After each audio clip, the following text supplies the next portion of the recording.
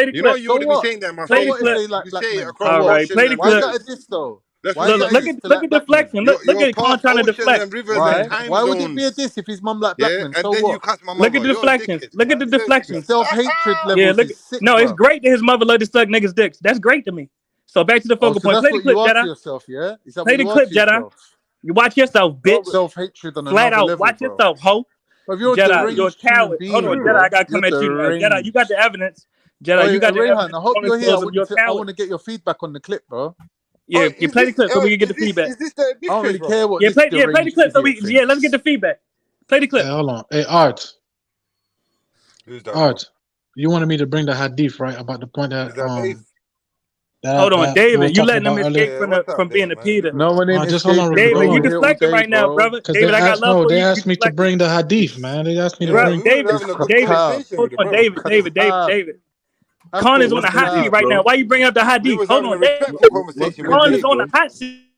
What's the Man, hadith, you bro? lot chatting nonsense, man. David, No, go we ahead, talking David. about protecting children. That's not nonsense ever. What's the hadith? What's the Yo, hadith? Jed, you gonna let this fucker Oh, so you keep gonna doing let him run away? All right, Jedi. That's why I called you a whore. You a bitch. Go ahead. Let What's him the run. hadith, David? Let him run, Bro, then, bro, bitch. you're Hadith, easy, bro, All right, man. Jedi. Let him run. What are you, bro? The Dickhead, hadith you. is Sahih Muslim 2922, Yeah. Oh, book so it's a hadith, 54, right? Yeah, yeah. And what does it hadith say, bro? 103. It says the last hour would not come unless the Muslims would fight against the Jews, and the Muslims would kill them until the Jews would hide themselves behind a stone or a tree, Or and a tree. stone Can I But or who a tree would cares? say, Who cares? Who Muslim Can cares? I? or the servant of My Allah, brother there is David. a Jew behind me, come and kill him. But the tree Yeah. Garquad, I hope I pronounced that right, would not The say, tree talks and for tells you the it Jews is the there tree of the hiding, innit? Jews. Yeah. Listen, Yeah. can I ask you a question, That's bro? amazing. Does One it second, mean Khan. does that mean Khan, what are you doing? Hebrews Wait, or Khan, what are you Israelites doing? It or says the Khan, last what are you days. doing, what's bro? that mean? It says the final hour won't come until you wore them. And Yeah, yeah. that's not the hadith that Jed's the video that he played, the guy was referring to. No, we're The talking about one in he general said, because he. hold on, David, hold on. The one he's saying now that he's claiming to be a hadith is this: that you cannot get into heaven. Jed, what is it? Without killing a Jew or a But it Christian, says right? that in Judgment Day, each Muslim will be redeemed from hell by sacrificing a Jew or a Yeah. Christian. Show us that now. Oh, so you want me to find that particular one? But that's what you want Obviously, to that's because what you that's the want one to we're get. talking about. What you No, doing? that's not the point that I made. And the Jedi told me to bring up the hadith. But if you want me to, Yeah. did Listen, he you mention? never Did said, he mention it in the video? You never said whichever one pops in your mind. No. Oh, so we just picking and choosing which hadith we We're can not read. picking and choosing. We're talking about. Hold on. He played a video, bro. Yeah. And the stuff the guy was speaking about in the video is what we're talking about. So Yeah, if I you're get saying that, but that's not the hold on, only bro. mention to Christians and Jews. David, respectfully, bro. You said picking and choosing. I'm answering on that point now. We're not picking and choosing, bro. We're All asking right, for so the bring up exact. the 9-year-old hadith. Bring that up if Yo, you're not picking cousin, and what are choosing. you doing, Jez? Come on, man. Yo, Y'all my cut brother me off. David. Respectfully, yeah. Respectfully, David. The actual video, the points he was talking about and listen to that one there. If you can pull up that one to show us that, look, on the day of judgment, if you have killed a Jew or a Christian, you'll be redeemed and sent to heaven. That's what that means, isn't it, Jets? I don't know about sent to heaven, but kind of, innit? You know what I'm trying to say? redeemed Yeah. from So if hell. you could show us that, my brother, we could talk about that. But what you brought was a different verse. We haven't Because solved that's the the one that. issue about Khan saying. Yo, let's Afro, I ain't about Khan, bro. I'm about Islam.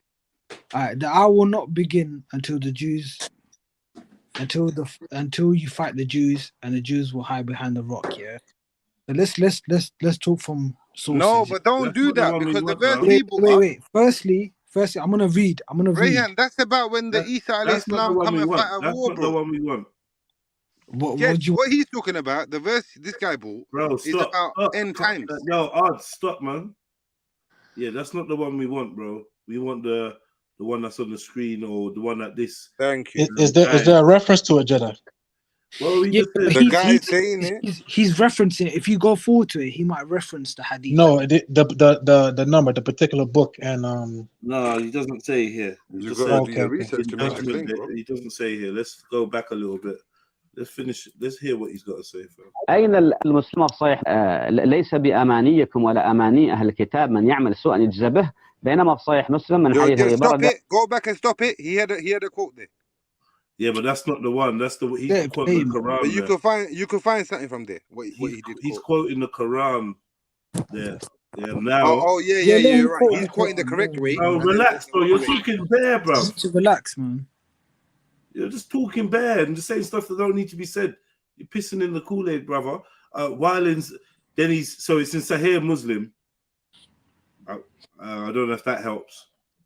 And it's narrated by Abi Barada. So that should help.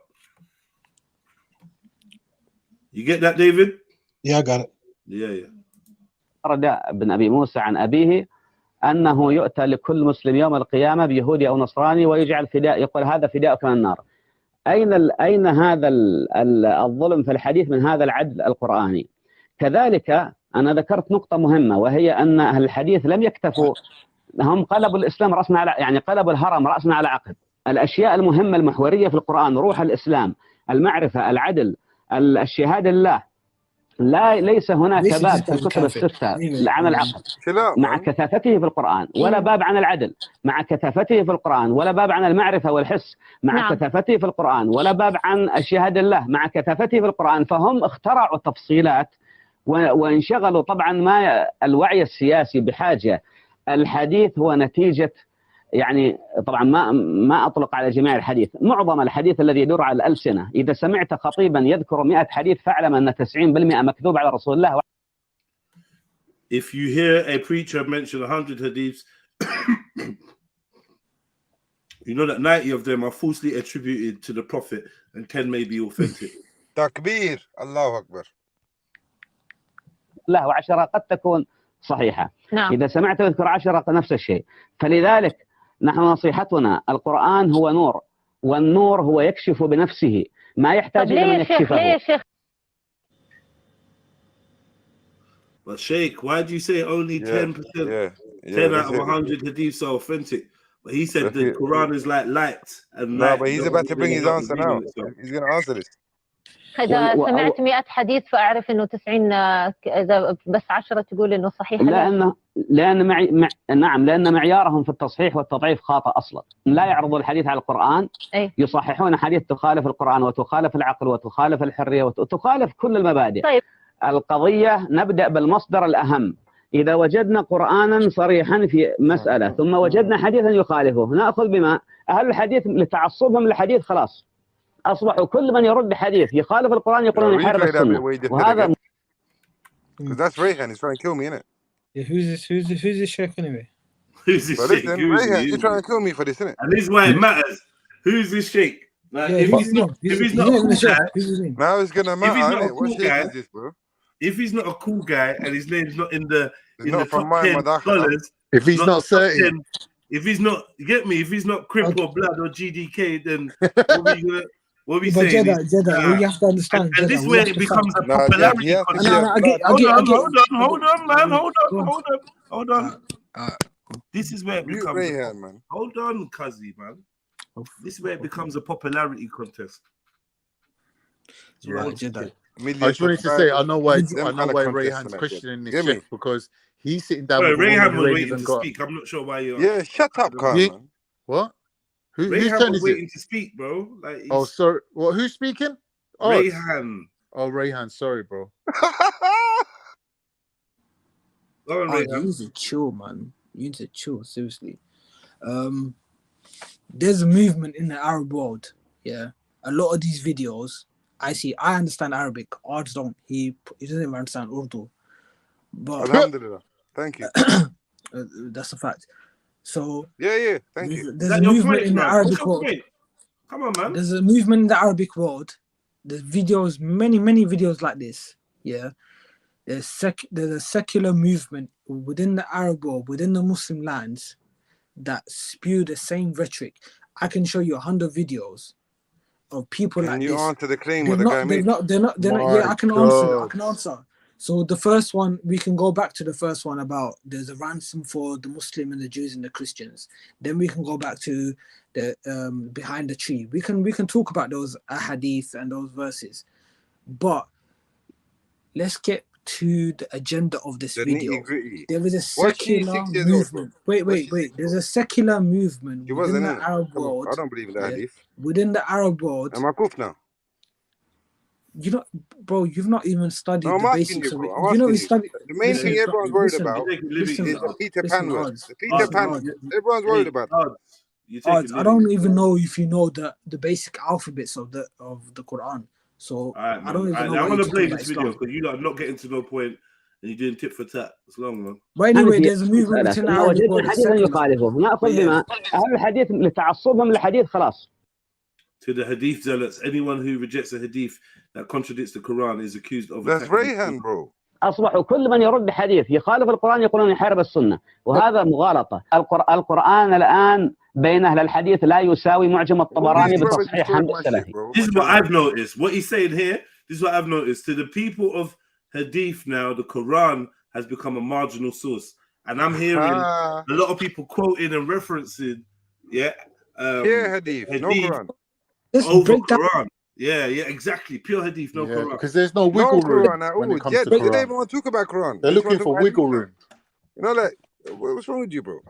Yeah, like you. Yeah, let's break it down. Man. I found the He hadith, just Jedi. did, Whenever bro. He you're ready broke it for it. down, Wait, bro. he Okay, He let found said me it. He hear this found it. He nowadays, hadith. found it. when you see people Let me talking hear this about hadith. Islam, Yo, they don't Dave, even are talk you on your about phone? Quran. They talk about hadith, bro.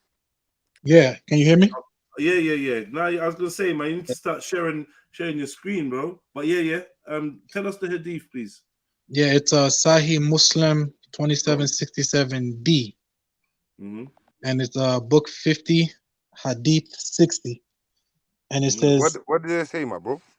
It says, there would come people amongst the Muslims on the day of resurrection with as heavy sins as a mountain, and Allah would forgive them, and he would place in their stead the Jews and the Christians. Okay. Wow, is that a real So No, hadith? hold on. Yo, Mashallah. Khan, don't say wow. that's There's more to it. There's more to that verse. Carry on. You say what? He said, read the verse. There's definitely more to it. It can't stop there. I'm just bringing up on that particular one. Which you want me to go Pardon? to? Like No. To the end of it. To the end of it. That whole one. Okay, where's the beginning to that and the end of it? Like, that's not the beginning. Well, you know these hadiths. There's a lot of them. I'm just bringing up the That's particular not the one that he beginning told and me end, to. bro. Oh, is that the complete hadith? See what you That's just one done there, hadith. bro? Yo, broski. Dave, what you done there, that hadith there? You just brought it without an ending, like a beginning and an end. Just gave us. You want me to read the whole thing, bro? Like, Of course. Jedi Yeah, just asked me of to. course. With context, bro. Come on, man. Like, Yo, Jed, Listen, is that wrong for me to ask, bro? What he's he's arguing about? How's your drunk, man? All right, bro. man. Cool, What man. you saying? So it's Sahih, so it's a strong one, actually. So Rayhan, are we gonna start insulting each right? other and making accusations, bro? Is that No, what you're because one moment. Wait, can we get one thing right? Yeah? I've got that right, right? Sahih Muslim Sahih Muslim is a strong hadith, right? Is that what I said? I wanna look at this hadith. Yes, the Let's guy look at this brought sign hadith. up, and I said to him, show me the beginning and end of that, because that's a statement. no, but that's not what he asked me. Bro, Like, if make you want me to go and read the entirety of the. Like, come on, bro. We're talking about a specific point. We're talking about a specific point. It doesn't tell Muslims to do anything to the Jews. It says that Allah is going to do it. So yeah, this particular one. Yeah. So I still didn't see what this man quoted. If I'm gonna, he said, I think he said sacrificing. If I'm not mistaken. Yeah. I didn't see that. لا يرجعون إليه أبدا، يرجعون للروايات. القرآن أضعف مصدر صار عندهم إلا كلام، فالكلام نعم يقولون القرآن مصدرنا وهو رئيس مصدرنا الأول، بس هذا يا أخي نحن بحاجة للصدق. الله أمر بالصدق، قال وكونوا مع الصادقين. لنكن صريحين.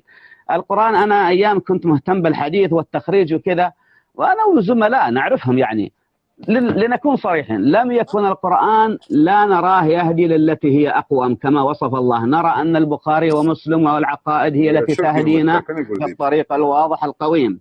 لو أفتح باب البخاري النقادات عليه كثيرة جدا. لم يظهر باب العدل. تصور البخاري يذكر باب الشرفة في الدار، باب الزينة، باب نفض الغبار من على كتف العامل، ولا يذكر باب الشهادة لله، ولا باب العدل، ولا باب العقل، ولا باب المعرفة، ولا هذا الأبواب الكثير في القرآن. البخاري هو نتيجة شيء.